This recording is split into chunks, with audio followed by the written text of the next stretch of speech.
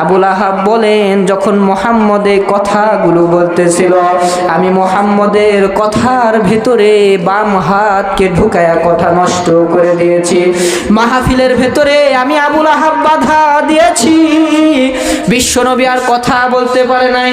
নবী আমার বলেন যখন আবুল আহাব এই কষ্ট আমাকে দিল, আমার আল্লাহ বললেন, হে আবুল আহাব তুমি শুনে নাও, তাব্বাত ইয়াদা আবি লাহাবি ওয়া তাব্বাত মা আগনা আনহু মালুহু ওয়া মা কাসাব সায়াসলা নারুন যাত লাহাব ওয়া ইমরাআতুহু হাম্মালাতাল হাতাব ফি জিদিহা হাবলুম মিন মাসাদ। আল্লাহু আকবার বলে আবুল আহাব বিশ্ব নবীকে কষ্ট দিয়েছে, আমার আল্লাহ তাআলা সঙ্গে সঙ্গে আয়াত নাজিল করে দিয়েছে, এই আবুল আহাব ধ্বংস হয়ে যাবে।